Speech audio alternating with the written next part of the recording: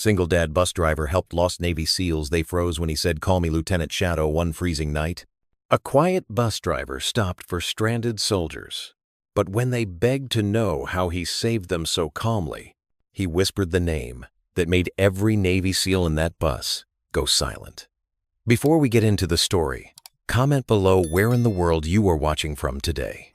The January darkness clung to the small Tennessee town like a heavy blanket.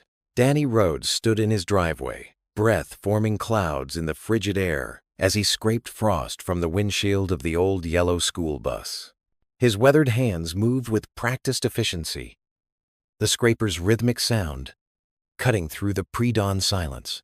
From the warmth of their modest home, his 17-year-old daughter Faith watched through the window, a quilt wrapped around her shoulders. The soft glow of the porch light caught the concern in her eyes.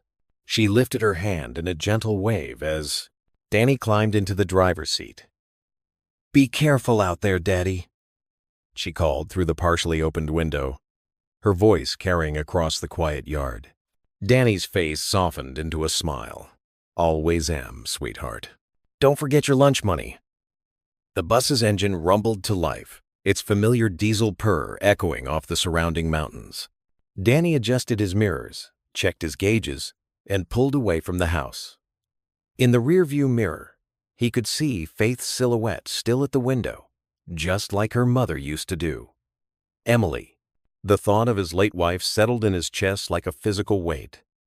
She'd always waited by that same window, watching him leave each morning.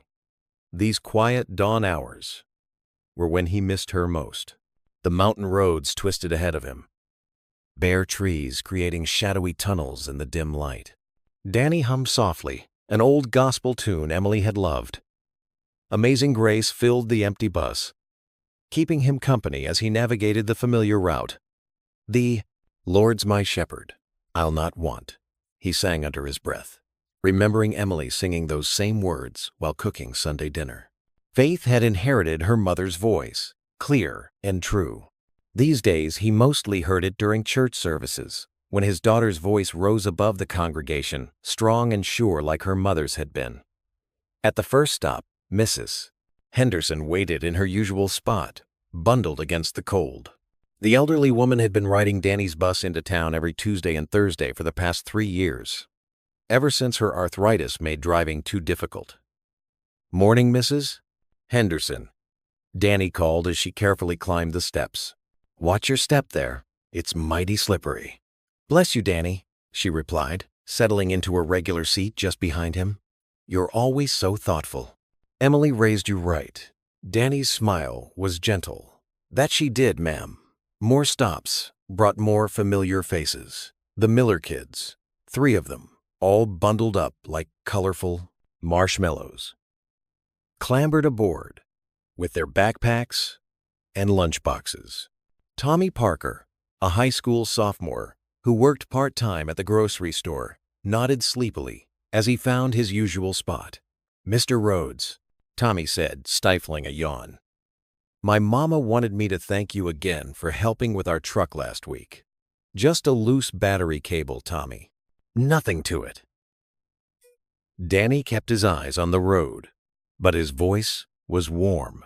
The truth was, he'd spent nearly an hour in the cold, fixing more than just a battery cable, but he'd never mentioned that.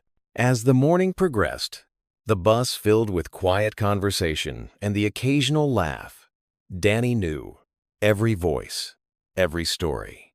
Mrs. Peterson talking about her grandchildren, Mr. Collins discussing the weather forecast, young Sarah Jenkins practicing her multiplication tables out loud. It wasn't the same as commanding a SEAL team, but there was a similar weight of responsibility. Different stakes, perhaps, but the same duty to keep people safe. The sky remained stubbornly gray, and Danny noticed the first few snowflakes beginning to fall. The weather report had mentioned a possibility of snow, but something about these clouds made him uneasy. He'd learned to read weather patterns during his military years, and these clouds spoke of more than just a light dusting. By the time he finished his morning route and dropped off the last passenger, the snow was falling steadily. Danny pulled into May's Diner, his regular stop for afternoon coffee. The bell above the door chimed as he entered, and May herself looked up from behind the counter. "Danny Rhodes, right on schedule," she called out, already reaching for the coffee pot. "Though with this weather rolling in, I'm surprised you're not headed straight home." "Just a quick cup today, May," he replied, settling onto his usual stool at the counter. The diner was quiet, just a couple of regulars nursing their own coffees and watching the predator weather through the wide front windows. The small television mounted in the corner suddenly caught everyone's attention as the regular programming cut to a weather alert. The meteorologist's voice was serious as he pointed to a mass of blue and white on the radar. "This system has intensified much faster than expected," the weatherman explained. "We're looking at potentially 6 to 8 inches of snow in the next few hours, with high winds creating near whiteout conditions. We strongly advise all travelers to stay off the roads if possible." Danny's hands tightened around his coffee cup, his mind already calculating. He thought of Mrs. Henderson, who would need to get home from her doctor's appointment, the Miller kids, whose parents both worked late shifts, Tommy Parker, who would be finishing his shift at the grocery store soon. May appeared in front of him, concern etched on her face. "Danny, you've got that look. The same one you had during the flood last spring when you helped evacuate the retirement home." Danny took a slow sip of his coffee, watching the snow fall harder outside the diner's windows. Each flake that added to the growing blanket of white represented another challenge for his passenger's journey home. The responsibility settled on his shoulders like a familiar weight, much like the tactical gear he'd worn in another life. The weatherman's voice continued to detail the approaching storm's severity, but Danny had already made his decision. These weren't just passengers, they were his people, his community, and he'd never left his people behind. Not in the Navy, and not now. The storm had transformed the familiar streets of their small Tennessee town into a ghostly landscape. Through the windows of Martin's diner, Danny watched snowflakes dance violently in the headlights of passing cars. His coffee had gone cold, forgotten as he studied the deteriorating conditions outside. Behind the counter, Sarah Martin wiped down surfaces with nervous energy. "Weather Service says it's the worst storm in 20 years, she said, shaking her head. "Roads'll be impossible soon." The bell above the door chimed as Reverend Louise Harper stepped in, snow dusting her silver hair. She brushed off her coat and made her way to Danny's booth, her sensible boots leaving wet prints on the floor. "Thought I might find you here," she said, sliding into the seat across from him. Her kind eyes searched his face. "You've got that look again, Daniel Rhodes." Danny's fingers traced the rim of his coffee cup. "What look is that, Reverend?" "The one that says you're about to do something both brave and foolish." She folded her hands on the table, like checking the routes one more time before this storm really hits. He smiled, despite himself. After 15 years of friendship, the Reverend could read him like one of her beloved hymn books. There might be people stranded out there, folks who need help. "The police are handling it," she said gently. "They can't be everywhere at once." Danny straightened in his seat, decision made. "I know these mountain roads better than anyone. My bus can handle the weather better than their cruisers, too." Reverend Harper studied him for a long moment, then nodded slowly. "The Lord does work in mysterious ways," she said, "and sometimes he sends us into storms to find the lost." Danny stood, reaching for his coat. "I'll just do one quick check of my usual route. Make sure everyone's safe." The Reverend rose too, placing a weathered hand on his arm. "Let me pray for you first." They bowed their heads together as her quiet voice lifted above the howling wind outside. "Lord, guide Daniel's path tonight. Keep him safe as he seeks to help others. Let your light shine through him in this darkness. Amen." "Amen," Danny echoed, feeling steadier for her blessing. 20 minutes later, he was back behind the wheel of his school bus, creeping along the winding mountain road. The headlights barely penetrated the whirling snow, and the wind buffeted the tall vehicle mercilessly.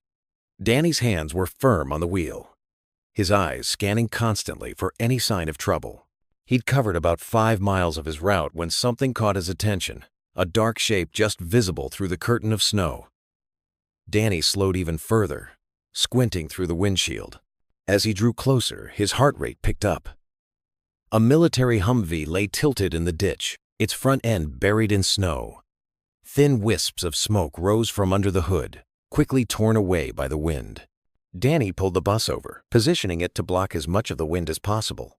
He grabbed his heavy-duty flashlight from under the seat and shrugged into his winter coat. The moment he stepped outside, the cold hit him like a physical blow. He waded through knee-deep snow to reach the vehicle, sweeping his flashlight beam across its surface. The sight of the familiar eagle, anchor, and trident emblem made his breath catch. "Navy SEALs, hello," he called out, voice barely carrying over the wind. "Anyone in there?" Movement inside the Humvee. The passenger door creaked open, and a man in combat gear emerged, supporting another who seemed barely conscious.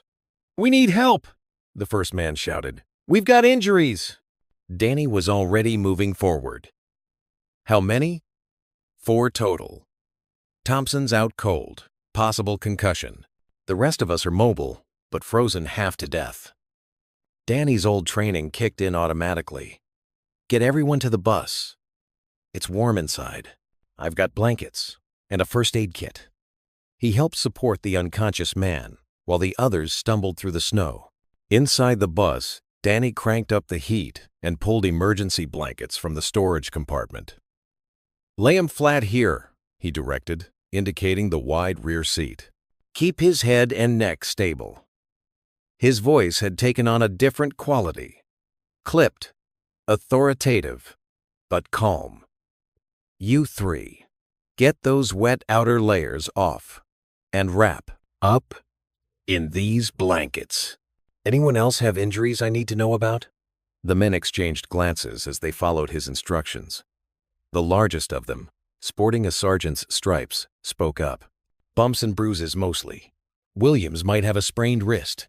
"Sir, you seem to know what you're doing." Danny was already checking the unconscious man's pupils with his flashlight.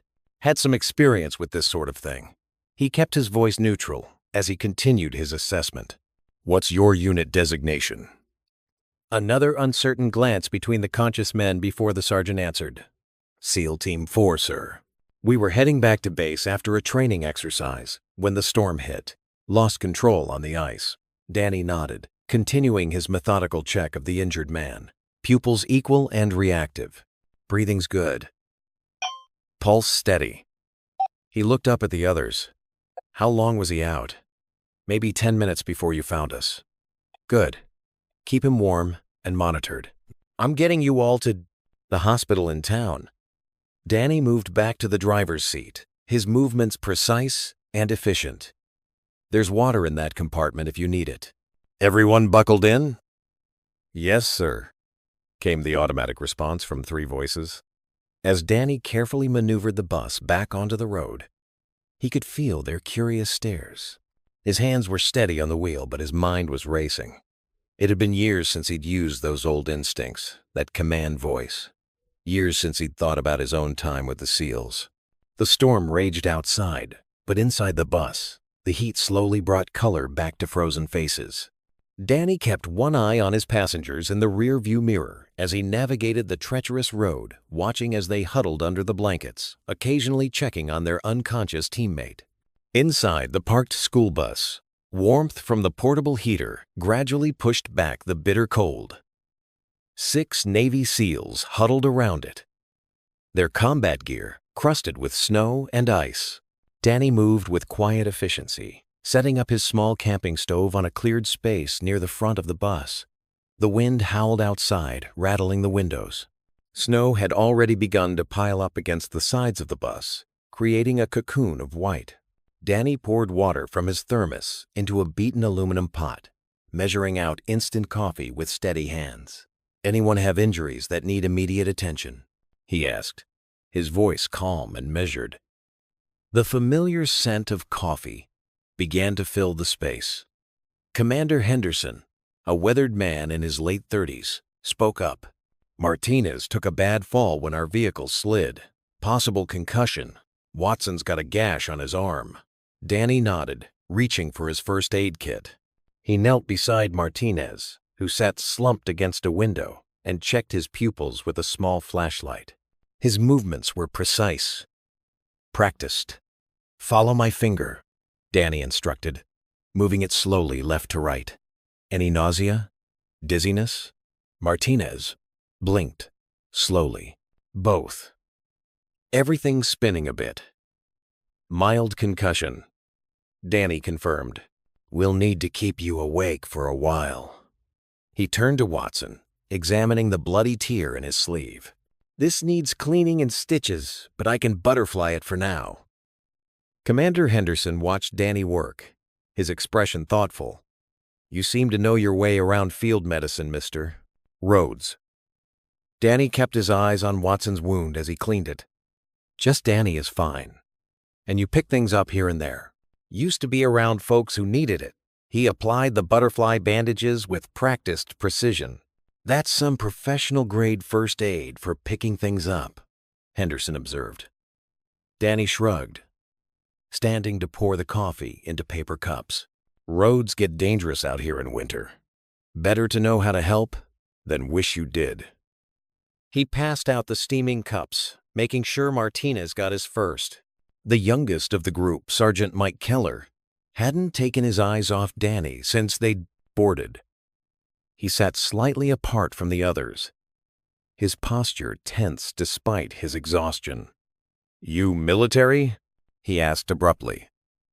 "Just a bus driver," Danny replied, his voice neutral. He checked the heater's fuel level and adjusted it slightly. "Funny," Keller continued, his tone sharp. "You haven't asked us once what we're doing out here. Most civilians would be curious about a special operations team in the middle of nowhere." The other SEALs shifted uncomfortably. Commander Henderson shot Keller a warning look, but Danny seemed unperturbed. "Figure if you wanted me to know, you'd tell me," he said simply, checking Martinez's pupils again. One of the other SEALs, Thompson, chuckled. "Man's got a point, Keller. Not everyone needs to know everyone's business." Danny moved to the front of the bus, checking the radio he'd been trying to reach emergency services with. Still, nothing but static. The storm was blocking signals. He turned back to the group. "We should set up rotating shifts," he said. "2 men awake at all times. Better for security, and it'll help conserve body heat if some of you can sleep. Martinez needs someone monitoring him anyway." Keller stood up suddenly. "How do you know about rotating shifts, Mike?" Henderson warned, but Keller pressed on. "No, sir. Look at him. The way he moves. How he assessed the situation when he found us. The medical training. He knew our hand signals when he approached the vehicle. He's using our protocols." A heavy silence fell over the bus. Danny continued his tasks, seemingly unbothered by the accusation.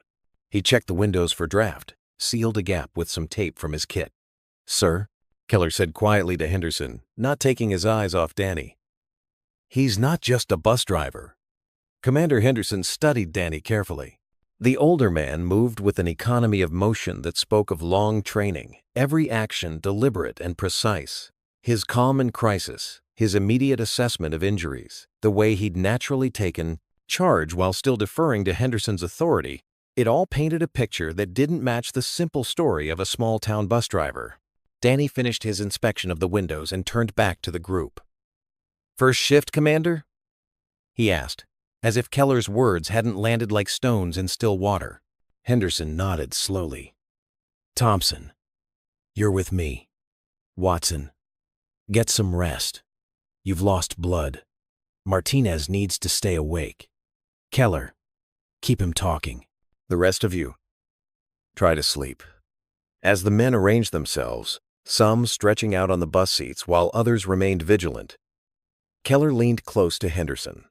"He's military," Keller whispered. "Special operations, maybe even one of us. No civilian moves like that, sir. No civilian knows what he knows." Gray morning light filtered through the snow-covered windows of the bus. The storm showed no signs of letting up, its howling wind a constant reminder of their predicament. Danny stood at the front, his weathered hands gripping the steering wheel as he checked the fuel gauge. They had enough to keep the engine running for warmth, but not much more. Behind him, the SEALs spoke in hushed tones, their breath visible in the cold air despite the heater's efforts. Sergeant Mike Keller sat apart from the others, his face illuminated by the blue glow of his phone screen. His fingers moved with purpose, searching through old recordings. Keller called out to Commander Henderson. "I'm trying to find that emergency frequency we used in Kuwait." He scrolled through audio files, his frustration evident. "Maybe we can boost the signal somehow." Static crackled through the phone's speaker as Keller played through various recordings. Danny half listened while checking the engine temperature, making sure it wouldn't freeze. Then, through the white noise, a clear voice cut through. "This is Echo 7 calling Lieutenant Shadow. Come in, Shadow." Without thinking, Danny's head snapped up. "Echo 7. This is Shadow. Status Rep." He caught himself mid-sentence, but it was too late. The bus fell silent. 6 pairs of eyes locked onto Danny, who stood frozen at the wheel. Even the wind seemed to pause. Commander Henderson rose slowly from his seat, his face pale. "What did you just say?" Danny's shoulders slumped, the weight of a decade-old secret finally catching up to him. He turned around slowly, facing the men. "You're Lieutenant Shadow?" Henderson's voice trembled with disbelief. "The Shadow? From Falcon Reach?" The other SEALs straightened in their seats. Even the youngest among them knew that name. It was part of their training, part of their legacy. Danny's weathered face showed every year of the burden he'd carried. He looked down at his hands, bus driver's hands now. But they still remembered the weight of different responsibilities. He corrected quietly. "I was Lieutenant Shadow, but you disappeared," one of the younger SEALs whispered. "After Falcon Reach, you just vanished." Danny finished. He moved to sit heavily in the driver's seat, turning it to face the men. "Because good men died that day. Men under my command. My best friend." His voice caught. Henderson shook his head in amazement.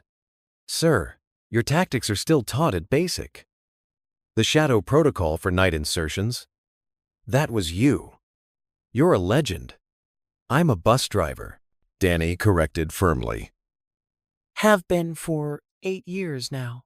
After Falcon Reach, after losing Marcus. He paused, looking directly at Keller, whose face had grown increasingly tense. "After your father died under my command, Mike, I couldn't. I had a little girl who needed me more than the Navy did." Keller's knuckles went white around his phone. The other SEALs glanced between him and Danny, the connection suddenly clear. "I resigned my commission," Danny continued. "Found this town, bought a bus route, built something quiet for Faith. That's my daughter. Something safe. His eyes carried the weight of memories he usually kept locked away. The man you're thinking of, Lieutenant Shadow. He died in those mountains, with Marcus Keller and the others." Before anyone could respond, the bus's radio crackled to life. "Dad?" Faith's voice filled the space, warm and worried. "Dad, are you okay? The storm's getting worse in town." The transformation was immediate.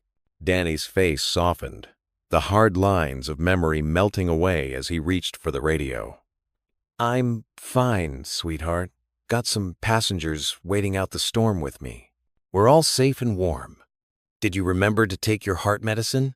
And there's soup in the blue thermos." A gentle smile crossed Danny's face. "Yes, to both. Don't worry about me, Faith. Say a prayer for us if you would." "Already did, Dad. Love you." "Love you too, honey." The radio fell silent. The contrast between the legendary Lieutenant Shadow and this tender father figure hung in the air. Commander Henderson's lips curved in a small smile. "Guess even heroes retire," he said softly. But Keller's jaw tightened, his eyes hard. "Not everyone can forget the dead, sir." Morning crept over the mountains, the storm's fury finally giving way to gentle snowfall. Inside the bus, the engine's steady hum provided a comforting backdrop to the quiet conversations of exhausted men. Danny stood at the small camp stove he kept for emergencies, carefully heating water for coffee and reconstituting military rations from the SEALs' packs. "Anyone allergic to anything?" Danny asked, sorting through the foil packets. His hands moved with familiar efficiency, testament to years of field experience. "Just bad coffee, sir," one of the younger SEALs joked, earning tired chuckles from his teammates. Danny smiled, stirring the heating meals. "Well, I can't promise this'll be much better, but it'll be hot." He began passing out steaming cups and plates, making sure everyone got their share.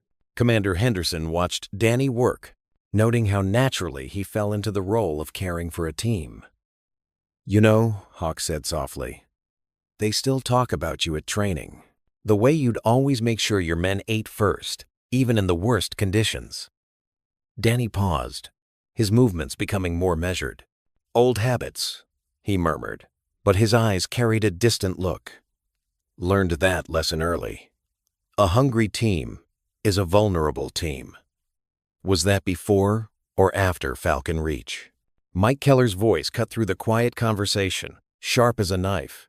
The other SEALs shifted uncomfortably. Danny turned to face Mike, his expression carefully neutral. "Before," he answered quietly. "Your fall."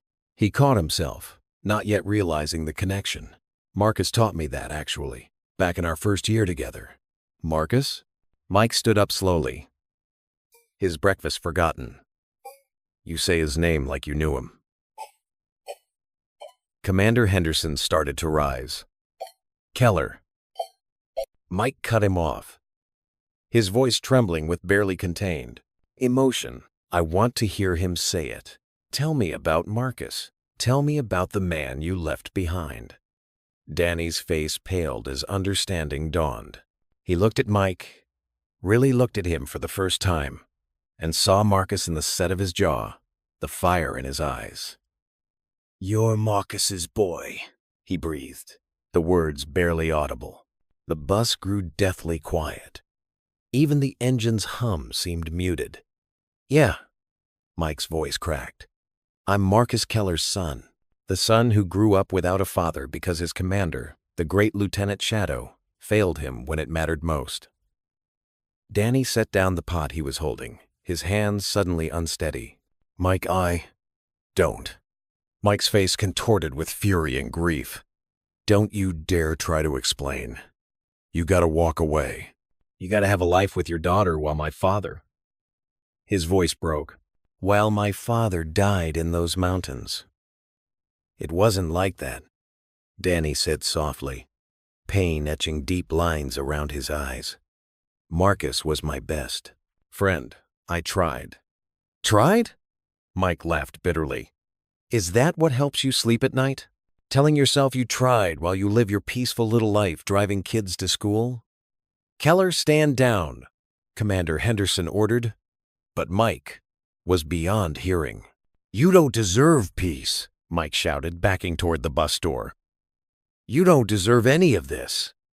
He yanked the door open, letting in a blast of cold air and swirling snow. "Mike, wait." Danny moved to follow him. "Stay away from me." Mike jumped down into the snow, his boots crunching in the fresh powder. "You're not half the man my father was." Danny followed him out into the cold, leaving the other SEALs watching in stunned silence through the bus windows. The snow had lightened enough to see clearly, the dawn painting everything in shades of pink and gray. "Mike, please," Danny called out, his breath forming clouds in the frigid air. "Let me explain what happened." Mike whirled around, his face wet with more than just snow. "Explain? Explain how you left him behind? How you failed to help my father when his life was in danger?" The words hit Danny like physical blows. He stood there in the snow, the weight of a decade's worth of guilt pressing down on him. All the carefully constructed walls of his new life crumbled in the face of Marcus's son, the living reminder of his greatest failure. "You're right," Danny whispered, his voice raw. "I failed him. I failed you both." The revelation hung between them in the cold morning air. The man Danny had saved from the storm was the son of the man he couldn't save all those years ago. The morning sun struggled to pierce through the thinning clouds, casting weak shadows across the snow-covered ground. Inside the bus, the atmosphere was as heavy as the blanket of white outside. Commander Henderson stood near the middle of the bus, his arms crossed, while his team huddled in small groups, speaking in hushed tones. "We should call for extraction now." "That the storm's letting up," one of the younger SEALs suggested, rubbing his hands together for warmth. Hawk shook his head, his expression thoughtful. "The roads are still dangerous. We'd be putting more lives at risk." "I agree," Danny said quietly from his position at the driver's seat. "These mountain passes can be treacherous, even after the snow stops. Best to wait until the plows come through." The radio crackled to life, cutting through the tension. "Dad, are you there?" Faith's worried voice filled the bus. Danny reached for the radio, his face softening instantly. "I'm here, sweetheart. Everything's okay. The news says the storm's moving out. Are you coming home soon?" "As soon as it's safe," Danny assured her, his voice gentle. "Did you remember to feed Shadow?" He smiled slightly at using the name of their black cat, now an unintended reminder of his past identity. "Of course. I made hot chocolate too. There's plenty when you get back."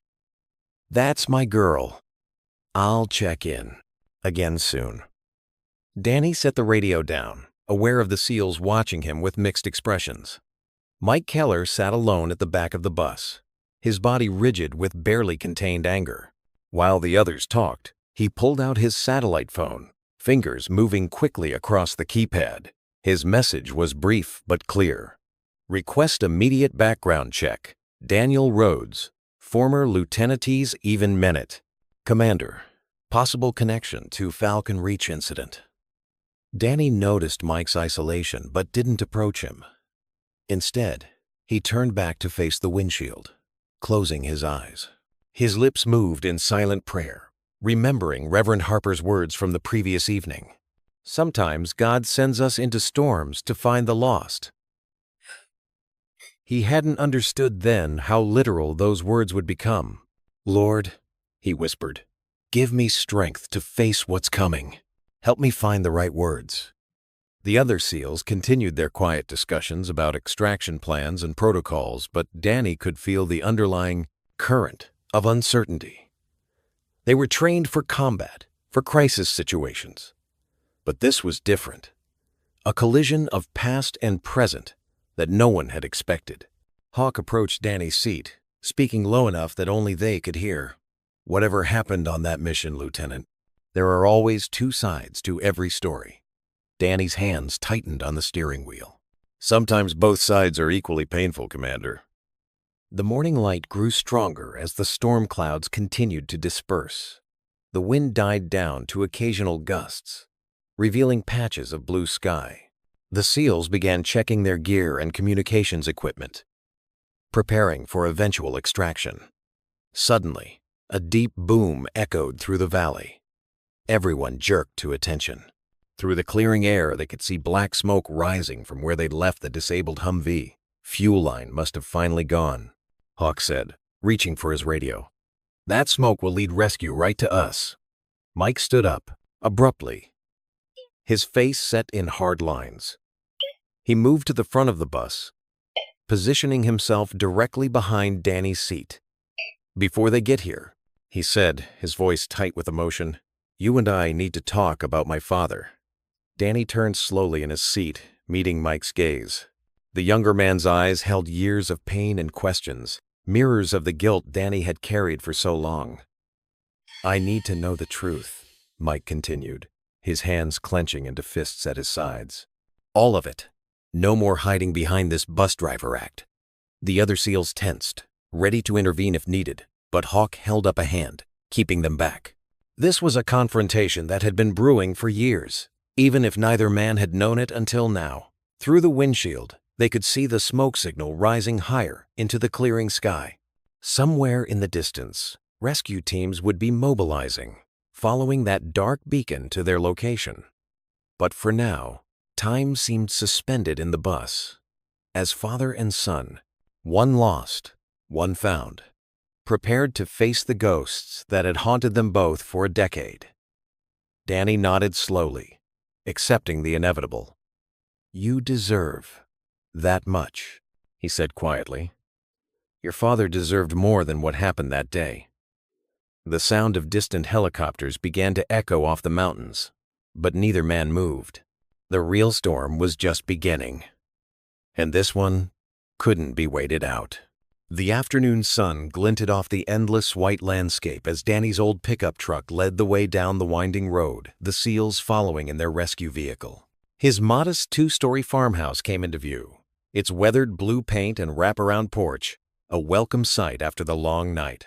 Faith stood on the porch, wrapped in her mother's old quilted jacket, her eyes wide as the military vehicle pulled up behind her father's truck.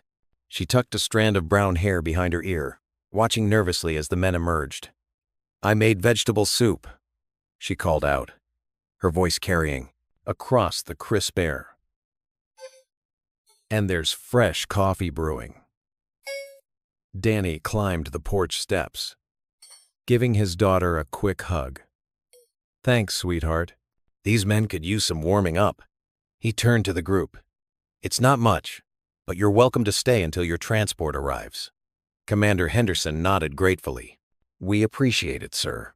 The respect in his voice was unmistakable, even though Danny was no longer his superior. Inside, the farmhouse was humble but homey. Family photos lined the walls, and a well-worn Bible sat open on the coffee table.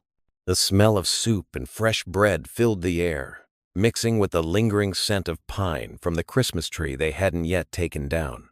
The younger SEALs gathered in the living room, sinking into the comfortable furniture with visible relief. But Mike Keller remained near the door, his posture rigid, eyes scanning the room like he was in hostile territory. Faith ladled soup into mismatched bowls, passing them around with warm bread.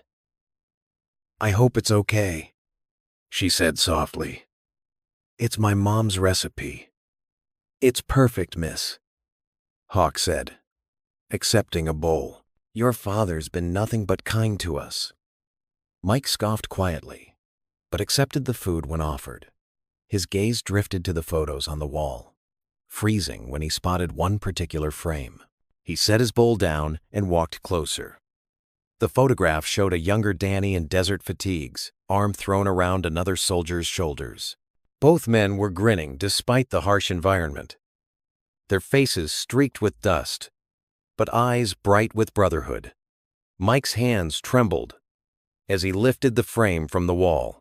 The other man in the photo was unmistakably his father, Marcus Keller. Faith noticed his reaction. "Are you okay, sir?" Mike's jaw clenched.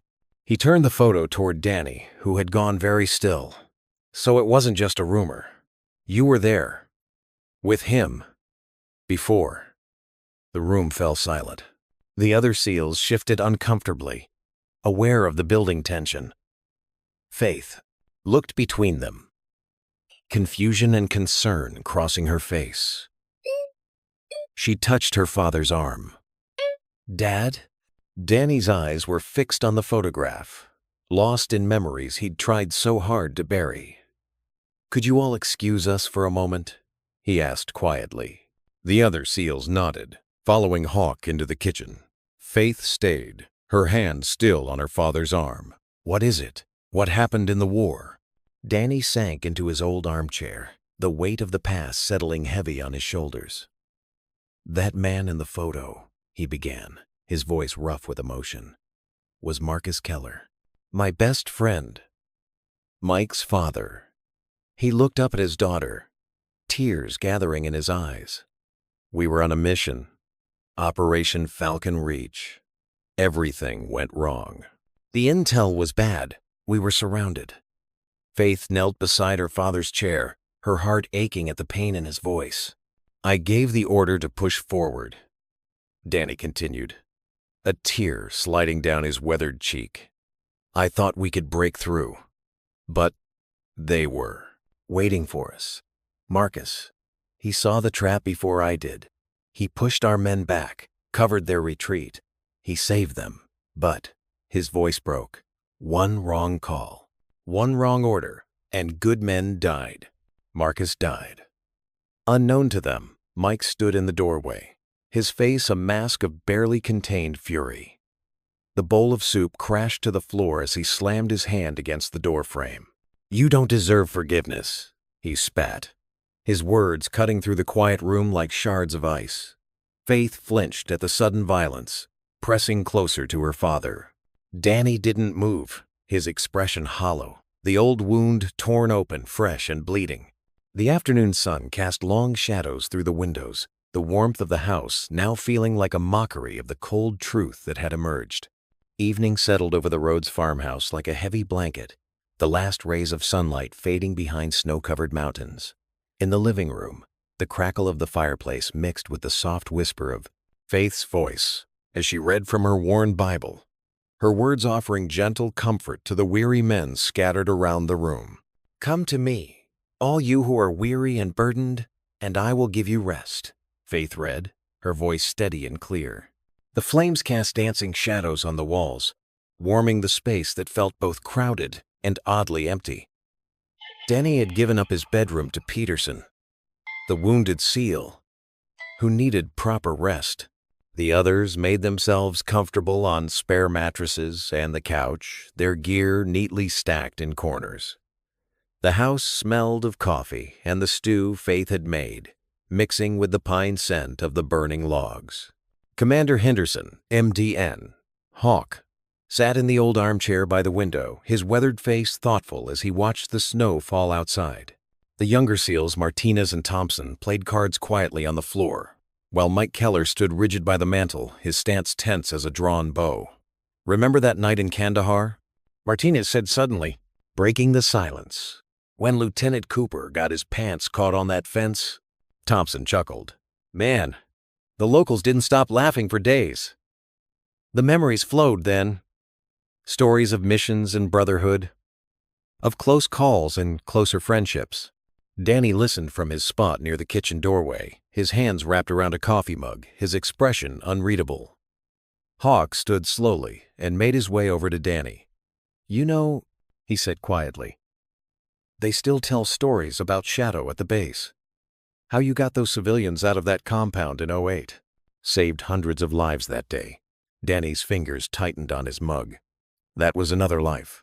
You were a hero, sir. Still are to many." "A man doesn't outrun ghosts by changing uniforms, Commander," Danny replied, his voice low and rough. "Sometimes the uniform just hides the scars better." From across the room, Mike's bitter laugh cut through the air like broken glass. "Hiding. That's what you're good at, isn't it, Lieutenant?" He pushed away from the mantel, his young face twisted with anger. "Running away, leaving others to clean up your mess. Keller," Hawk warned. But Mike wasn't finished. "You abandoned everything, your duty, your men." Mike's voice rose. "You didn't even come to his funeral." The room went silent, except for Faith's sharp intake of breath. Danny set his mug down carefully, his movements measured. "You don't understand, son. Don't call me that." Mike lunged forward, his fists clenched. "You don't have the right!" Hawk moved quickly between them. "Stand down, Sergeant!" But Mike's pain had found its target. "My father trusted you. He followed you into that mission, and you left him there. That's enough." Faith's voice rang out as she stood, her Bible clutched to her chest. The room froze at her unexpected authority. Despite her youth, she faced Mike with unwavering courage. "You're hurting," she said softly. "I understand that. I lost my mother when I was 12, and some days that pain feels fresh as yesterday." Her eyes filled with tears, but her voice remained strong. "But pain doesn't give you the right to judge what you don't know. My father carries his own wounds, ones you can't see." Mike's jaw worked, emotion warring across his face. "You don't know what happened." "No," Faith agreed. But I know my father. I know the man who gets up every morning to drive children safely to school, who stops to help strangers in snowstorms, who prays every night for the many lost. She took a step closer to Mike. That's not a man who runs from duty. That's a man who found a different way to serve. The tension in the room shifted, became something softer, more fragile. Danny looked at his daughter with a mixture of pride and pain, seeing so much of Emily in her strength. Without a word, he turned and walked out the front door into the crisp night air. The snow crunched under his boots as he made his way to the old oak tree in the yard. Stars sparkled overhead, cold and distant in the clear winter sky. "I thought I left war behind, Em," he whispered to the night, to his wife's memory. "But maybe war never left me." The stars offered no answer, only their eternal light, shining down on the snow-covered world below. Morning light painted the snow-covered landscape in gentle hues of pink and gold. The world seemed impossibly quiet after yesterday's tensions, broken only by the soft crunch of footsteps on the wooden porch. Danny sat in his old rocking chair, shoulders hunched against the morning chill, his weathered hands clasped together as if in perpetual prayer. Faith pushed open the screen door, careful not to let it slam. Steam rose from 2 coffee mugs in her hands, dancing in the crisp air. Her father's eyes remained fixed on the distant mountains, but his expression softened at her approach. "You're up early," she said, offering him one of the mugs.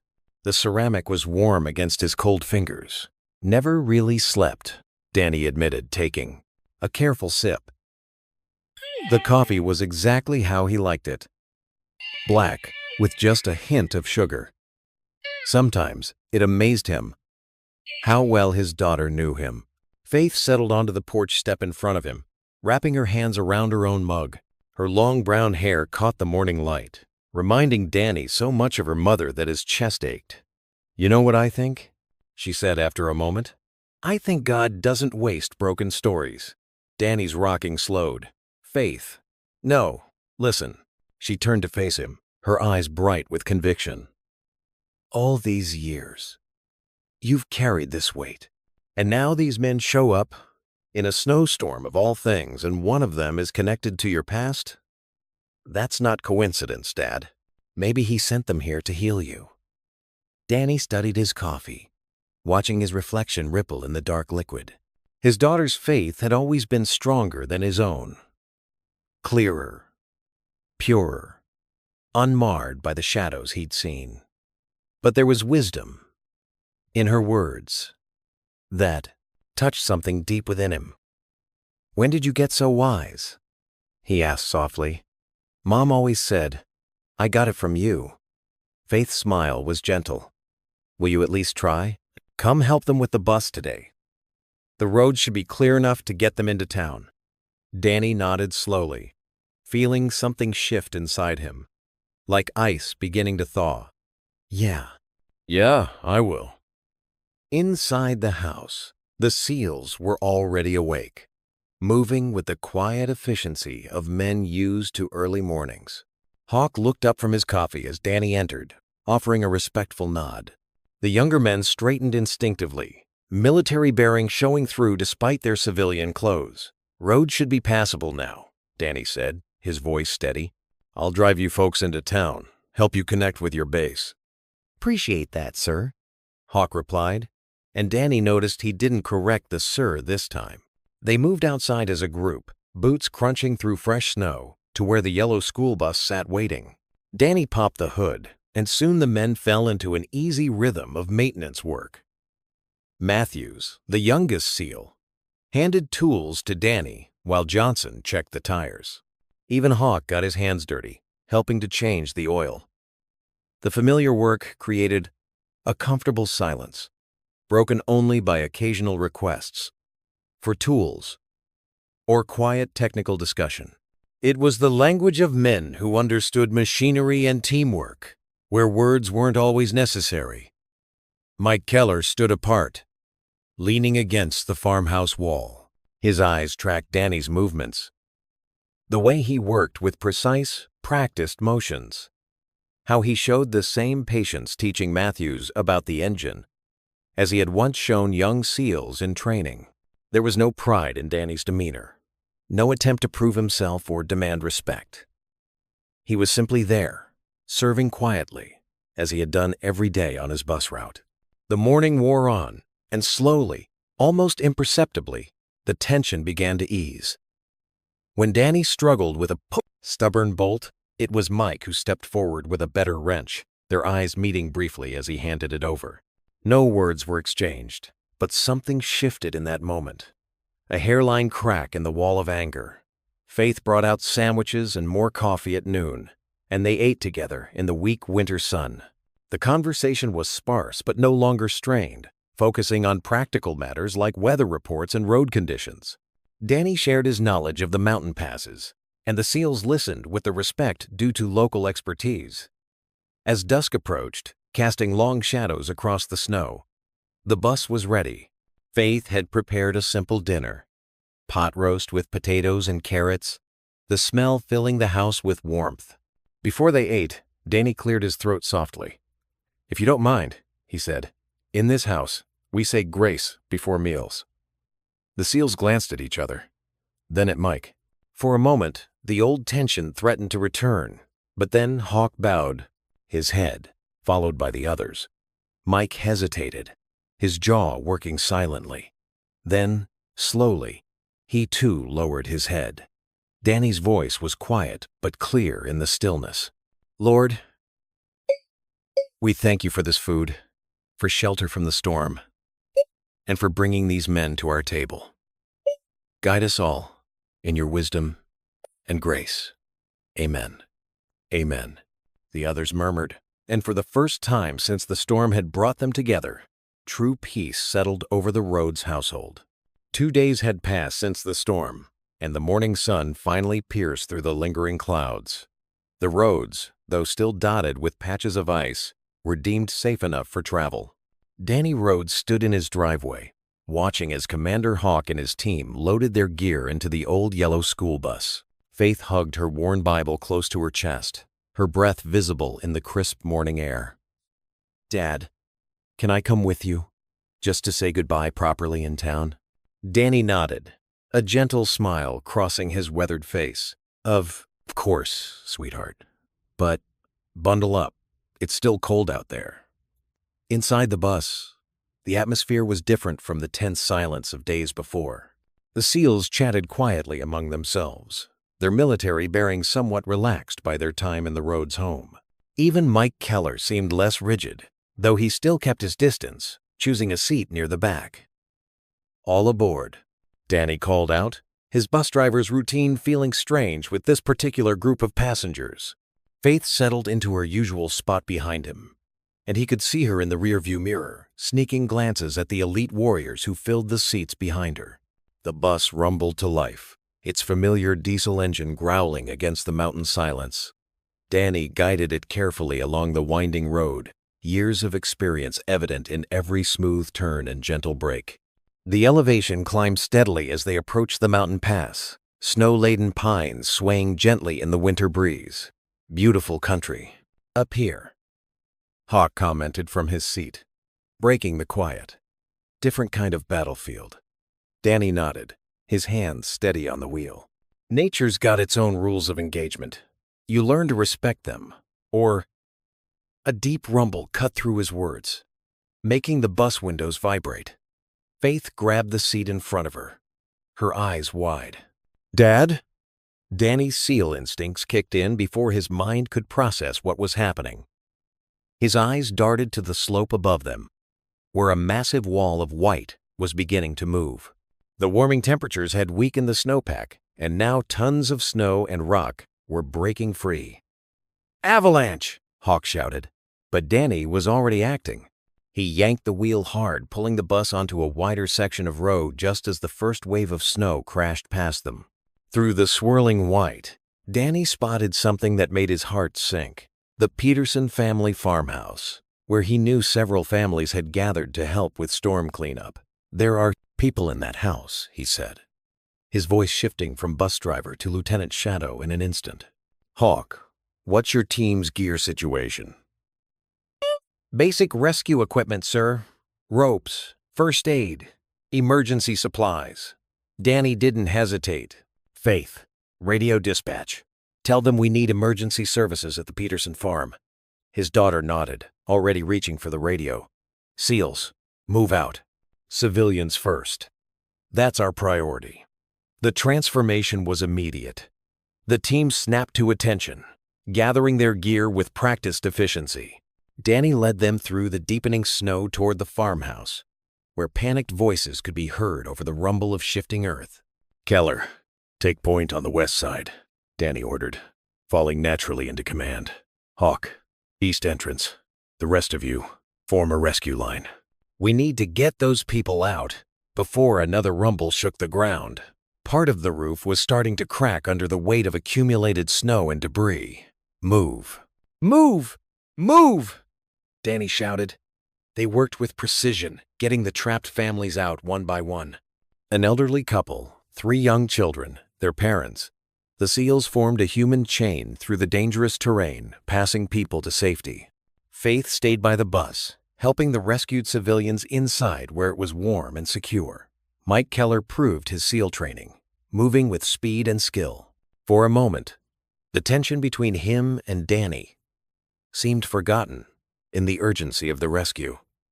"That's the last of them," Hawk called out. Danny was doing a final sweep of the house when he heard it, a child's whimper from a back room. He pushed through the groaning building, finding a small boy huddled under a bed. "Come on, son," he said gently, reaching out. "Let's get you to safety." To his surprise, Mike appeared beside him. "Sir, we need to move. The structure's failing." Danny nodded, handing the child to Mike. "Get him out. I'm right behind you." They made their way toward the exit, but the house was shuddering around them. Danny could hear the wood splintering above, the weight of snow and rock becoming too much for the old farmhouse to bear. Mike got the boy to the doorway just as a massive support beam began to give way. Danny saw it falling and acted on instinct, pushing Mike and the child forward with all his strength.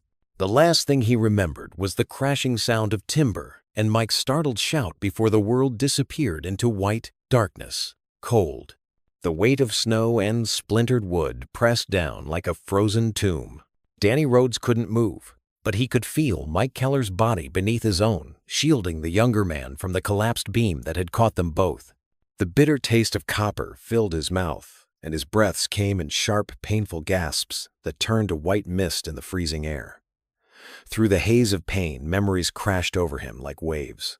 Not of the present, but of that day 10 years ago, the failed mission that had changed everything.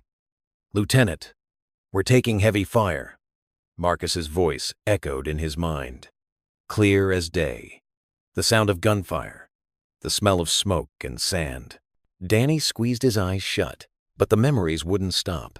He was back there, in that burning compound, watching his best friend run toward the trapped civilians. "Marcus, wait!" he had shouted. "That's an order." But Marcus Keller had known what Danny knew. There wasn't time for protocol, not with innocent lives at stake. "Someone's got to do it, Shadow," Marcus had said, that familiar half-smile on his face. "Take care of my boy if I don't make it." Then the explosion, the searing light, the silence. Now, buried under the avalanche's debris, Danny felt tears freezing on his cheeks. He had tried to follow Marcus that day, to save him, but the secondary explosion had knocked him back. By the time he reached his friend, it was too late. "Dad?" Mike's voice cut through the memories, weak and muffled. "Danny, stay." Danny managed, tasting blood. "Help's coming." Mike shifted beneath him, realizing Danny was using his own body to keep the beam from crushing them both. "Why?" Mike's voice cracked. "After everything I said, why risk your life for me?" "Because," Danny whispered, "I promised your father." Through the small pocket of space between them, Mike could see Danny's face in the dim light filtering through the snow. The older man's eyes were distant, lost in the past. "I can still hear him," Danny continued, his voice growing weaker. "Your father. He knew. He knew what would happen. But he went in anyway, to save those families." Mike's breath caught in his throat. "What? What do you mean?" "I tried to stop him. Tried to go instead." Danny coughed, and Mike felt something warm drip onto his chest. "Blood. But he was faster. Said someone had to do it. Made me promise to look after you." The truth hit Mike like a physical blow. All these years, he'd believed Danny had abandoned his father, had given the order that killed him. But now, lying in the frozen darkness, he saw it clearly. Danny had tried to save Marcus, had tried to take his place. With trembling hands, Mike began clawing at the snow around them. "Hold on," he said, his voice thick with tears. "Just hold on." Above them, they could hear muffled shouts. The other SEALs were searching. Mike dug faster, ignoring the pain in his frozen fingers. "I'm sorry," Danny whispered. "Should have found you. After. Should have kept my promise better." "No," Mike choked out. "I'm the one who's sorry. I blamed you. God, I blamed you for so long." Light suddenly broke through as hands appeared, clearing away debris. Hawk's voice called down to them. "We've got them! Over here!" The next few minutes were a blur of movement and voices. The SEALs worked with practiced efficiency, carefully lifting the beam off Danny. When they pulled him free, his body was limp, his lips tinged blue. Faith's scream cut through the winter air as she ran toward them. "Daddy! No, please, Daddy!" Mike caught her before she could fall, holding her as the medics worked on Danny. The sound of a helicopter grew louder, breaking through the mountain silence. Snow swirled around them as the rescue chopper descended. Mike watched as they loaded Danny onto a stretcher. Faith's sobs muffled against his chest. The girl who had shown such strength, such faith in everyone around her, now seemed so small and fragile. Mike sank to his knees beside her, his own tears finally flowing freely. "He saved me," he whispered, the words catching in his throat, "just like my father would have. He saved me." The helicopter's rotors whipped the snow into a blinding curtain as the medics secured Danny for transport. Faith clung to Mike's arm, her prayer barely audible above the noise. "Please, God, please don't take him too." All the anger, all the blame Mike had carried for so long melted away, like snow in sunlight. In its place was understanding and the crushing weight of regret for the years he'd spent hating the man who had only ever tried to honor his father's last wish. The hospital corridor was quiet except for the soft hum of fluorescent lights and the squeaking of nurses' shoes on polished floors. Outside the window, snowflakes drifted lazily past, glowing orange in the parking lot lights. The clock on the wall read 9:47 p.m., but time seemed to have lost all meaning in the sterile whiteness of the ICU. Faith Rhodes sat beside her father's bed, her small hand wrapped around his larger one. The steady beep of the heart monitor marked each second, while tubes and wires created a maze around Danny's still form. His face was pale against the white sheets, a bandage wrapped around his head where he'd been struck by falling debris. Reverend Louise Harper sat on the other side of the bed, her weathered Bible open in her lap. She hadn't read from it yet. Sometimes, silence was its own kind of prayer. Her wise eyes moved between Faith and Danny, watching, waiting, hoping. "He looks so small," Faith whispered, her voice rough from crying. She'd never seen her father look vulnerable before. Even after long days driving the bus route, he'd always seemed strong, unshakable. Now, with machines breathing for him, that illusion was shattered. Outside in the hallway, Commander Henderson, Hawk, stood with his back against the wall, arms crossed over his chest. His men sat in plastic chairs or paced the corridor, still in their snow-dusted uniforms. None of them wanted to leave, even though visiting hours had technically ended. The nurses had taken one look at their faces and decided not to enforce the rules. Faith tucked her father's blanket higher around his chest, careful not to disturb any of the monitoring equipment. "Remember when I was sick last winter?" she said softly, more to herself than anyone else. "You stayed up 3 nights straight, making soup and telling me stories about Mom." Her voice caught. "You never left my side, not once." Reverend Harper reached across the bed and squeezed Faith's shoulder. "Your father has the biggest heart of anyone I know," she said. "The Lord doesn't waste good hearts." Through the window in the door, they could see Mike Keller walking past, his face haunted. He'd been wandering between the chapel and the ICU for hours, unable to settle. The weight of truth and regret seemed to bend his shoulders. Hawk quietly entered the room, his presence somehow making the space feel safer. He stood at the foot of Danny's bed, looking down at the man who had become a legend among SEALs. "You know," he said gently to Faith, "when I was going through Bud S training, that's our basic training, the instructors would tell us stories about Lieutenant Shadow, about impossible missions he led, lives he saved." He smiled faintly. "We thought they were exaggerating, making up tales to inspire us. But meeting your father," he shook his head, "the stories didn't do him justice." Faith looked up, tears shining in her eyes. "He never talks about that time, never tells those stories." "That's because true heroes rarely do," Hawk replied. "They carry the weight of their choices quietly, focus on helping others, instead of seeking glory." He gestured toward the hallway. "Every man out there owes your father a debt, not just for today, but for showing us what real leadership looks like. Putting others first, no matter the cost."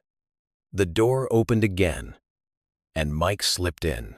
His eyes were red-rimmed, his uniform wrinkled from hours of restless movement. He'd been in the chapel, kneeling on the hard floor until his knees ached, trying to find words for everything churning inside him. "I made a promise," he announced quietly. The others turned to look at him. "In the chapel, I promised God and my father that I'd make this right." He moved closer to Danny's bed, his hands clenched at his claws, sides. "Lieutenant Shadow's name, your father's name, it deserves honor, not hatred.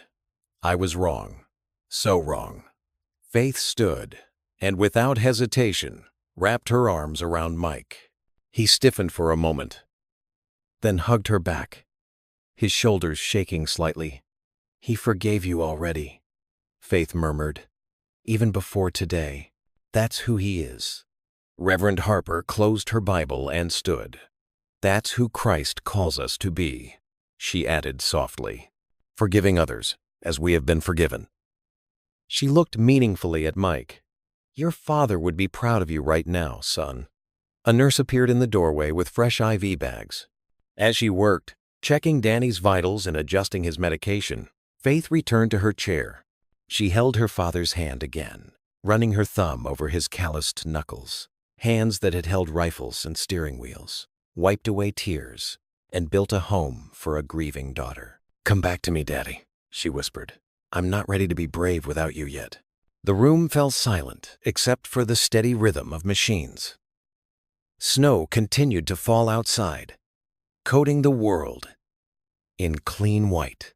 Minutes stretched into forever as they waited, each lost in their own prayers and memories. Then, so slight it might have been imagination, Danny's fingers twitched against Faith's palm. She gasped, gripping his hand tighter. "Daddy?" Her voice trembled with hope. "I felt it. His hand moved."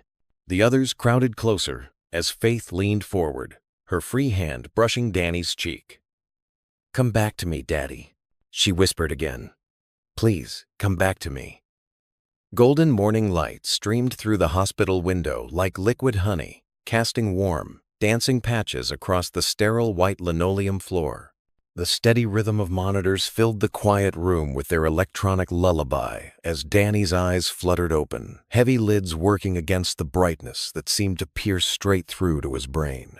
His body felt weighted down, as if he was trying to swim through thick molasses every muscle protesting even the smallest movement. But the sharp, stabbing pain that had consumed him before had mercifully dulled to a manageable ache that pulsed with each heartbeat.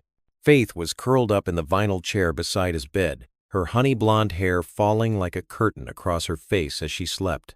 She had pulled her knees up to her chest, making herself small in the oversized hospital furniture. She looked so much like her mother in that moment. The same delicate features, the same peaceful expression in sleep, that Danny's heart squeezed painfully in his chest. A different kind of ache altogether. A thin hospital blanket that someone had draped over her shoulders had slipped down around her waist, and her thick chemistry textbook lay open on her lap, pages bent where she had dozed off while studying. Even here, even while keeping vigil, she was trying to stay on top of her schoolwork. "Welcome back, sir." The soft voice drifted. From the corner where Commander Henderson sat in another uncomfortable chair, a gentle smile creasing his weathered face. Hawk looked bone-tired but unmistakably relieved, his usual rigid military bearing softened by genuine warmth and concern. Dark circles shadowed his eyes, and his uniform was more wrinkled than Danny had ever seen it. Danny tried to speak, but his throat felt like sandpaper. The words came out as nothing more than a raspy croak. Hawk immediately reached for a plastic cup of water with a bent straw and held it carefully to Danny's lips, supporting his head with practiced ease. After a few small sips that felt like heaven against his parched throat, Danny managed to whisper hoarsely, "How long?" "2 days," Hawk replied quietly, his voice barely above a whisper as he glanced protectively toward Faith's sleeping form. "You had us worried there for a while, sir. Touch and go for the first night. But the doctors say you'll make a full recovery. Couple of broken ribs, mild concussion, some nasty bruising, but nothing time and rest won't heal." Danny's eyes drifted back to Faith, taking in the exhaustion written in every line of her small frame. Even in sleep, one of her hands was stretched toward his bed, fingers curled as if reaching for him. "She's been here the whole time?"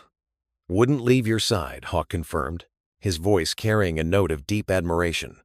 "Not for more than a few minutes at a time. Reverend Harper had to practically drag her down to the cafeteria to get some food in her." "She's got your stubborn streak, sir, and then some." A small smile tugged at the corners of Danny's lips despite the pain. "That she does. Gets it from both sides, I'm afraid." The door opened slowly, with a soft whoosh, and Mike Keller stepped into the room, like a man walking to his own judgment. He looked completely different from the angry young soldier of just days before. His shoulders were bowed under some invisible weight, his eyes red-rimmed and hollow from sleepless nights. When he saw that Danny was awake and alert, he froze in the doorway as if struck by lightning, raw emotion washing over his face like a tide. "Sir," he said, his voice rough and uncertain. He swallowed hard, his Adam's apple bobbing as he struggled to find words that seemed to stick in his throat like broken glass. Danny watched him carefully, seeing past the uniform and the wounded soldier to something deeper. In Mike's face, he could see echoes of the little boy in the photos Marcus used to carry everywhere, pulling them out with such pride to show off his son's latest achievement. The son his best friend had loved more than his own life, more than anything in this world. Mike moved closer to the bed with hesitant steps, his hands clenched into tight fists at his sides as if he was fighting some internal battle. Tears welled in his dark eyes, making them shine in the morning light as he finally found his voice. "I spent years hating you," he confessed, each word seeming to cost him dearly. His voice was barely above a whisper, but it carried the weight of years of pain. "Years. I convinced myself you abandoned my father out there, that his death was your fault because it was easier than accepting the truth. I needed someone to blame for the hole in my life. And you weren't there to defend yourself." Danny's chest tightened with a familiar grip of old grief, that constant companion he'd carried for so long. "Mike, I'm so sorry." "No," Mike cut him off, shaking his head firmly, his voice growing stronger. "Don't apologize. Please. You have nothing to be sorry for. I was wrong. So completely, utterly. Wrong. He drew a shaky breath that seemed to come from somewhere deep in his soul. When we were trapped in that avalanche, when you used your own body to shield me from those falling rocks. His voice broke slightly. I remembered something my dad wrote in his last letter home. Mike pulled a worn, creased piece of paper from his breast pocket, handling it like the precious thing it was. The edges were soft from years of folding and unfolding, and Danny could see faded ink bleeding through from the other side. He said, "My commander, my brother Danny. He's the kind of man who'd die to save any one of us without thinking twice. That's why we'd follow him anywhere, into any hell." I was just a kid when I first read that. I didn't understand then what he meant, but I do now. God help me. I understand now. Tears slid freely down Mike's cheeks as he continued, his voice thick with emotion. You tried to save him that day, didn't you? Just like you saved me. Just like you saved those families in the avalanche. Danny's own eyes grew wet, the familiar burn of tears he'd held back for too long. His voice was hoarse when he spoke. I tried, son. God knows I tried with everything I had. He was my brother, Mike, not by blood, but in every way that mattered, in every way that counts.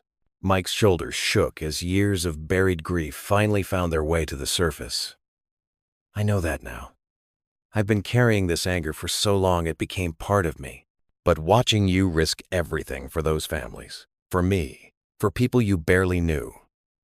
He straightened slowly, squaring his shoulders in a motion that was pure military precision, and raised his hand in a crisp, perfect salute. You already paid whatever debt you thought you owed, sir. You gave me back my life. And more than that, you gave me back my father's memory the way it should be. The young SEAL's voice softened to an almost reverent whisper, each word carefully chosen. Permission to call you Lieutenant Shadow again, sir? The simple question carried the weight of forgiveness, of healing, of a bridge rebuilt across years of pain and misunderstanding.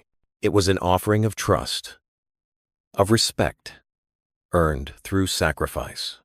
Danny's vision blurred with tears as he looked at Marcus's son, no longer a stranger, consumed by bitterness and blame, but family found again in the most unexpected place. A small movement in his peripheral vision caught their attention. Faith had woken during their conversation and was watching them both with wide, tear-filled eyes. She hadn't moved from her curled position, but her hand had found her father's, holding it tight as she witnessed this moment of redemption unfold. Silent tears streamed down her cheeks, and her lips moved in what might have been a prayer of gratitude. Danny looked at Mike again, seeing both the shadow of his old friend Marcus and the strong, honorable man Mike had become despite his pain. His voice was thick with emotion when he finally replied, the words coming from the deepest part of his heart, "Only if you let me call you son." The words hung in the air like a prayer answered, like grace made manifest in a sterile hospital room on a sunny morning. Faith's quiet sobs of joy joined the steady beeping of the monitors, creating a symphony of healing that seemed to fill every corner of the small space. It was a reminder that even the deepest wounds could heal with time and love, that forgiveness could bridge the widest chasms, and that sometimes God's greatest gifts came wrapped in storm clouds and second chances, disguised as trials, that were actually doorways to something beautiful. The morning sun painted the Tennessee hills in warm golden hues as people gathered on the gravel driveway of the Rhodes family home. Pickup trucks and cars lined the narrow country road, and neighbors stood in clusters, sharing hushed conversations and curious glances. Children darted between adults, their laughter carrying on the crisp winter breeze.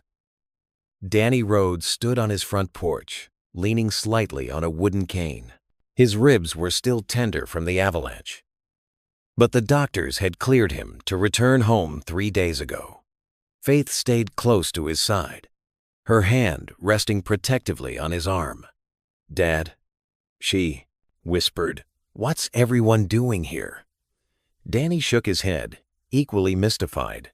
"Not sure, sweetheart. Reverend Harper just said to expect company after Sunday service. Commander Henderson's voice cut through the murmur of the crowd. Lieutenant Rhodes. He stood at attention near the barn, dressed in his formal Navy uniform. The other SEALs flanked him, including Mike Keller, all in their dress blues. "If you'll follow me, sir," Hawk continued, gesturing toward the barn, "we have something to show you." The crowd parted as Danny made his way down the porch steps, Faith supporting him. The gravel crunched under their feet as they approached the barn's wide doors. Hawk nodded to his men, and they pulled the doors open with ceremonial precision. There, gleaming in the morning light, stood Danny's old yellow school bus. Except it wasn't old anymore. The dents had been smoothed out, the rust removed, and the paint job was immaculate. Near the driver's window, in elegant navy blue letters, was stenciled a single word: shadow. Danny stopped in his tracks, his breath catching. The bus looked brand new, its chrome trim polished to a mirror shine. The windows sparkled, and even the tires had been replaced. "We couldn't let you keep driving these mountain roads in that old rust bucket," Hawk said, his voice warm. The whole team pitched in. Mike here did most of the mechanical work. Mike stepped forward, his posture straight, but his expression soft. "Consider it a thank you, sir, for everything." The crowd pressed closer as Reverend Harper made her way to the front. Her gray hair caught the sunlight as she raised her hands for attention. The murmuring ceased. "Friends and neighbors," she began, her voice carrying clearly across the gathering, "we're here today to honor a man who has served this community in more ways than most of us knew. A man who traded one uniform for another, but never stopped protecting those in need." She turned to Danny, her eyes twinkling.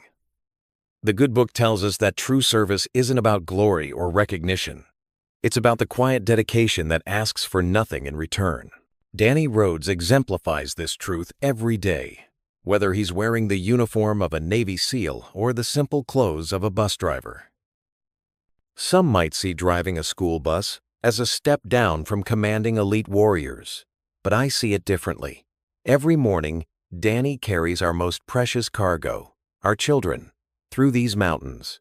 He knows every curve, every dangerous spot, every child's name and story. That's not just driving. That's protecting. That's serving. Danny bowed his head, emotion tightening his throat. Faith squeezed his arm gently. The word shadow, now painted on this bus, Reverend Harper continued, represents more than a military code name. It represents the countless unseen acts of service that make our community stronger. The hidden battles fought in quiet hearts. The silent courage that keeps going when the path is hard. Commander Henderson stepped forward. "Lieutenant Rhodes," he called out formally, front and center. Despite his cane, Danny straightened instinctively, muscle memory from years of service taking over. He moved forward, Faith helping him stand steady. The SEALs formed a line and, as one, snapped to attention. Their salutes were precise, perfect, a gesture of deepest respect from warrior to warrior. Danny returned their salute, his movements deliberate and dignified. When he lowered his hand, his voice was rough with emotion. "This honor, it's not just mine to accept. I dedicate it to every soul who carries the weight of the unseen wars, to those who serve in uniform and those who serve without one, to the fallen who taught us the meaning of sacrifice, and to the living who keep their memory alive." His eyes met Mike's, and understanding passed between them. The younger man nodded slightly, his father's memory, a bridge rather than a barrier between them now. The crowd broke into applause as Hawk handed Danny the new keys to his bus. The metal felt warm in his palm, familiar yet different, like his old life and new one merged into something stronger. Faith wrapped her arms around him in a tight hug, careful of his healing ribs. "I'm so proud of you, Daddy," she whispered. Danny held his daughter close, breathing in the scent of her shampoo, the same kind Emily used to use. The moment felt complete, wrapped in love and acceptance. Behind them, the bus engine turned over with a smooth, healthy purr. Mike had started it up to show off his handiwork. The sound filled the air with promise, ready for whatever journey came next. Spring bloomed across the Tennessee hills, painting the landscape in soft greens and bursts of wildflowers. The old bus depot, transformed into the Shadows Rest Veterans Center, stood proudly at the edge of town. Fresh white paint covered its walls and American flags flanked the entrance, gently swaying in the morning breeze. Danny Rhodes straightened the welcome sign, his weathered hands moving with careful precision. The morning sun warmed his face as he unlocked the front door, the familiar scent of coffee and pine cleaner greeting him. Inside, Faith hummed softly while arranging fresh flowers on the reception desk. Her mother's touch, evident in the way she made every corner feel like home. "Morning, Dad," she said, smoothing her sundress. Mike called. "He's bringing in 2 new veterans today." Danny nodded, his eyes crinkling with a gentle smile. "Good. Did you set up the back room for group?" "All ready, and I made extra coffee." Faith's eyes sparkled, the strong kind, like you had on the bus that night. The center had become their shared mission, a testament to healing that grew from that snowy encounter 3 months ago. The SEALs had insisted on funding it, calling it payback for services rendered. But Danny knew it was more than that. It was a bridge between his past and present, a way to serve without the weight of a uniform. By mid-morning, the center buzzed with activity. Veterans of different ages filled the comfortable chairs in the main room, some talking quietly, others simply finding peace in the presence of those who understood. Danny moved among them with quiet authority, his presence both commanding and gentle. An older Vietnam veteran named George sat in his usual corner, hands wrapped around a coffee mug. "Lieutenant," he called out, using Danny's old title with respect. "Got a minute?" Danny pulled up a chair, noting the tremor in George's hands. "Always got time, brother." "The nightmares came back last night," George whispered, his voice rough. "Thought I was past all that." Danny leaned forward, his voice low and steady. "Healing isn't linear, George. Some days we climb mountains, others we just need to breathe." He reached for his worn Bible on the nearby table. "Mind if we pray together?" George nodded, and Danny's quiet words filled the space between them with hope and understanding. The afternoon brought Mike Keller, now a regular presence at the center. He led 2 young veterans through the door, their postures rigid with unspoken tension.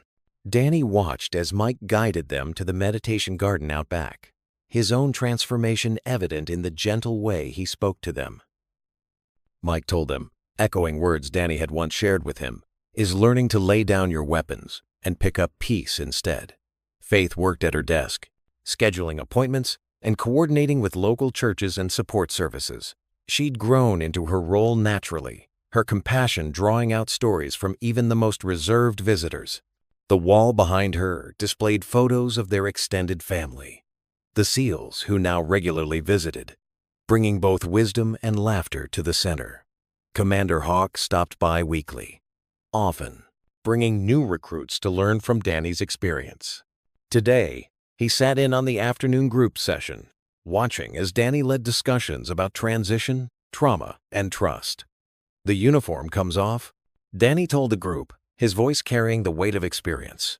"But the brotherhood doesn't. We carry each other's burdens, share each other's victories. That's what this place is about." The veterans nodded, recognition and relief crossing their faces. One young Marine, fresh from his first tour, wiped tears from his eyes. "Sir," he said, "I thought I was alone in this." "You're never alone here, son," Danny replied, the words coming from deep within his heart. As afternoon faded into evening, Mike helped Danny organize the day's paperwork.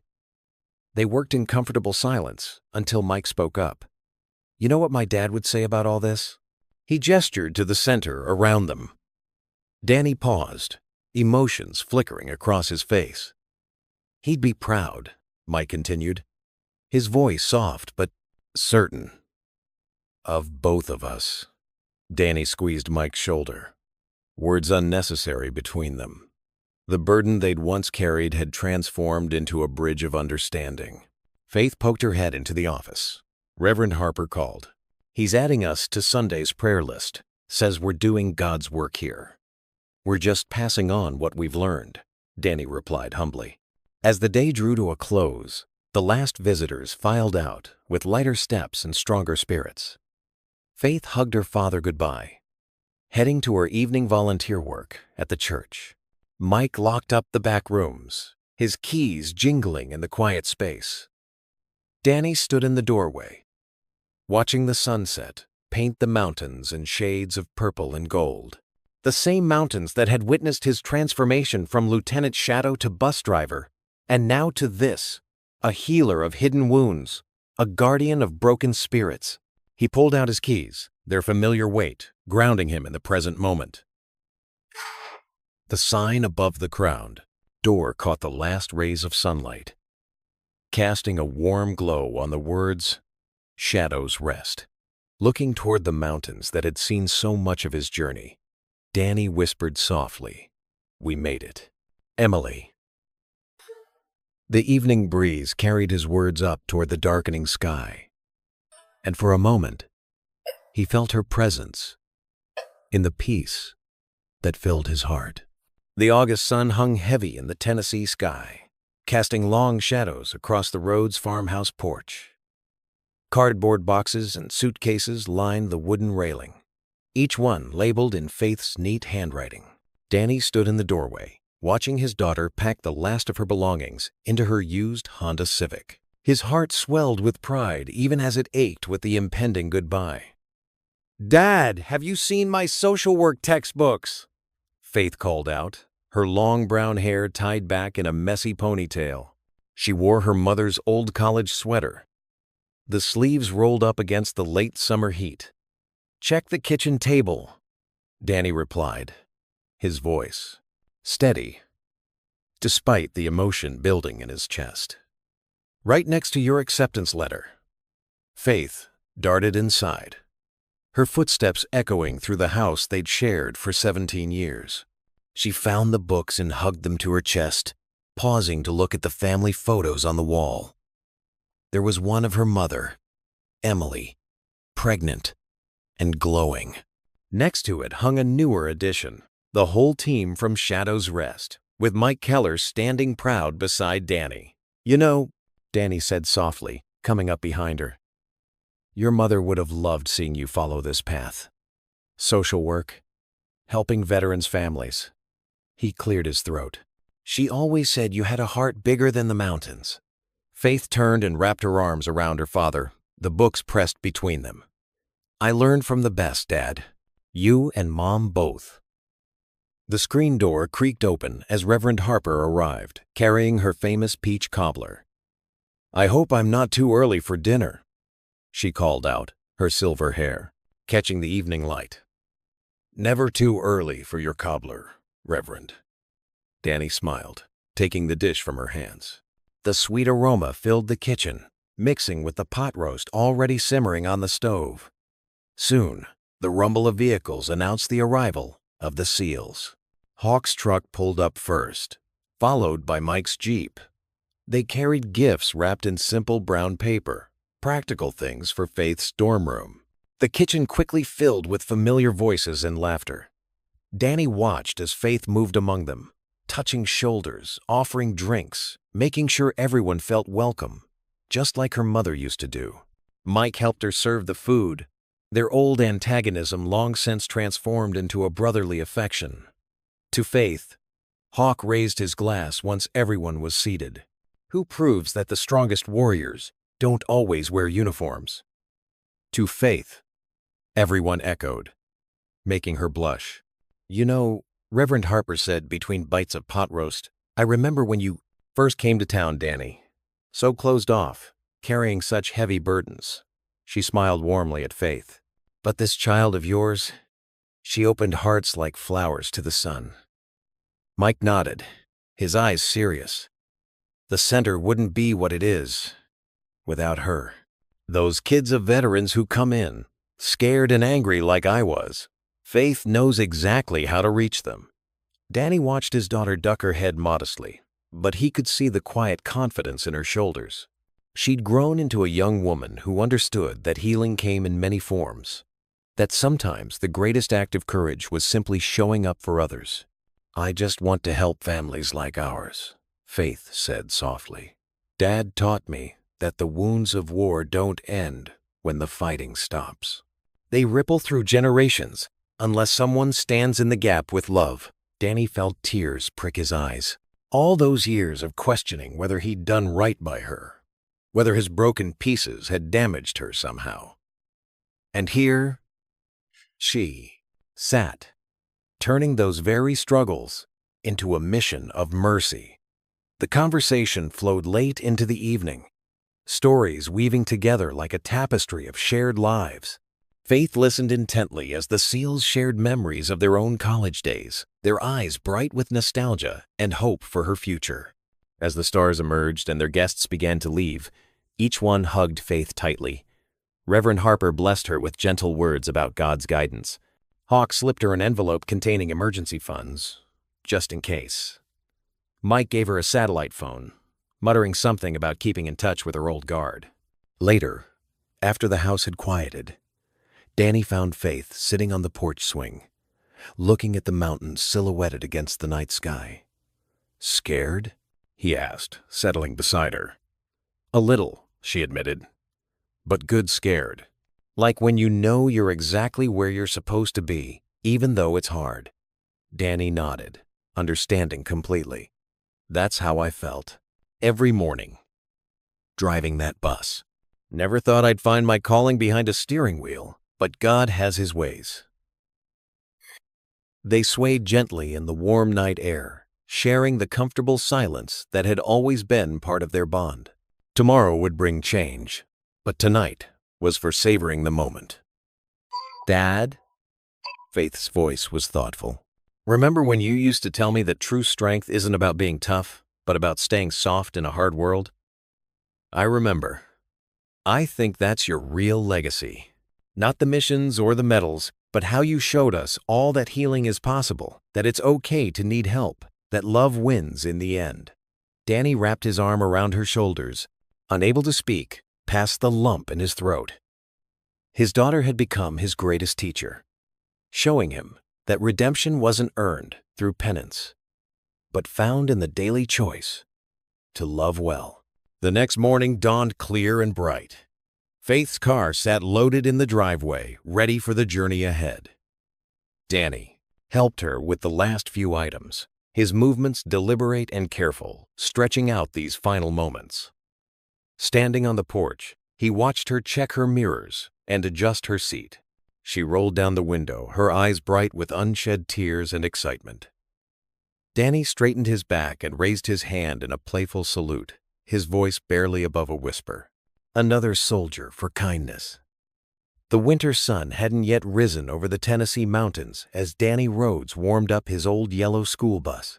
A year had passed since that fateful snowstorm that changed everything, but the morning routine remained sacred. He checked the gauges, tested the wipers, and adjusted his mirror with the same careful precision he'd learned in the Navy. The bus looked different now. Besides shadow stenciled near the driver's window, a small sign read, "Veterans Welcome. Mobile Counseling. Available." The back seats had been converted into a cozy sitting area with comfortable chairs and a coffee maker. It wasn't fancy, but it served its purpose. Danny hummed an old gospel tune as he guided the bus along the winding mountain roads. The familiar route felt different these days, lighter somehow. The weight of secrets and guilt no longer pressed down on his shoulders like it used to. Each stop held the possibility of both dropping kids off at school and helping a veteran find their way back to peace. The sky was just beginning to purple with dawn when he spotted a figure at the next stop. A young man in crisp military fatigue stood straight-backed in the cold, his breath forming clouds in the frigid air. Danny recognized that stance, NES, the perfect posture masking uncertainty underneath. He'd seen it countless times before, both in the mirror and in the faces of young recruits. The doors whooshed open with a gentle hiss. "Morning," Danny said warmly. "Heading into town?" The young man nodded, climbing aboard with measured steps. He couldn't have been more than 19, with close-cropped hair and anxious eyes that darted around the empty bus. His name tape read, "Phillips. Take any seat you like," Danny offered. "Coffee's hot in the back, if you're interested." Phillips hesitated, then moved toward the rear of the bus where the counseling area was set up. Danny waited until they were moving again before speaking. "Shipping out soon?" he asked quietly, watching the young man's reflection in the rearview mirror. "Yes, sir." "Next week?" Phillips's voice cracked slightly. "First deployment." Danny nodded, remembering his own first deployment. The mix of pride and terror, the weight of responsibility settling onto shoulders too young to fully understand it. "It's okay to be nervous," he said. "Anyone who tells you different is either lying or foolish." The young man's shoulders slumped slightly, as if relieved to hear someone finally acknowledge what he was feeling. "Everyone keeps telling me how proud they are," he admitted, "how brave I am. But sometimes I wake up at night wondering if I'm good enough, strong enough." Danny guided the bus around a gentle curve, giving the words space to settle. "You know what real strength is?" he asked after a moment. "It's not about never being afraid. It's about moving forward anyway. Sometimes the hardest battles are the ones no one sees." Phillips looked up sharply, meeting Danny's eyes in the mirror.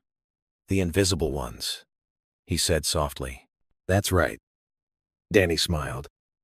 "The ones we fight in here." He tapped his chest. "Those are the ones that matter most." They drove in comfortable silence for a while, the sun slowly painting the hills gold. Danny thought about how far he'd come in the past year, from hiding his past to using it to help others. The veteran center in town was thriving, and this mobile counseling route had become a lifeline for many. Mike Keller still visited regularly, their bond stronger than ever. "Sir?" Phillips's voice pulled him from his thoughts. "The sign says you do. Counseling. Are you? Were you?" "Lieutenant Daniel Rhodes," Danny said. "Navy SEALs. Retired. Though these days most people just call me Danny." Recognition flickered across the young man's face. "Lieutenant Shadow? I've heard stories about you at base.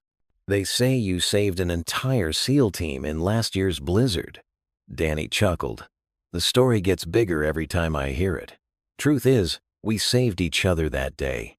Taught me that sometimes God sends us into storms, not just to help others, but to help ourselves." The bus crested a hill, revealing the valley below shrouded in morning mist. Danny checked his mirror again, studying his reflection. Gray streaked his temples now, and laugh lines had deepened around his eyes. But there was peace there too, the kind that comes from walking through fire and finding purpose in the ashes. "You know," he said thoughtfully, "my daughter Faith told me something before she left for college that stuck with me. She said every morning we wake up is another chance to serve, uniform or not. We just have to be willing to love people through their storms." Phillips nodded slowly, understanding dawning in his young face. "Like you're doing now, with this bus?" "Something like that," Danny smiled. "Though I think this old bus does most of the work. She's got a way of bringing people together when they need it most." The first snowflakes of the morning began to fall, soft and gentle, against the windshield. Danny watched them dance in the headlights, remembering another snowy morning when Grace had found him through the storm. The bus hummed steadily forward, carrying its precious cargo of hope and healing into the misty dawn. In his mind, he could hear Faith's voice clear as day. "Dad always said you don't need a uniform to serve. You just need to love people through the storm." The snow fell harder now, but Danny wasn't worried. He knew these roads by heart, just as he knew the path of redemption that had led him here. The bus disappeared into the swirling white a yellow beacon of hope in the Tennessee hills. What would you do if you were in their place? Comment your answer below and let's see how you'd rewrite the ending. If you enjoyed the story of Daniel Danny Rhodes, I handpicked the next story that you will enjoy. Please don't miss this one. Click here to watch it.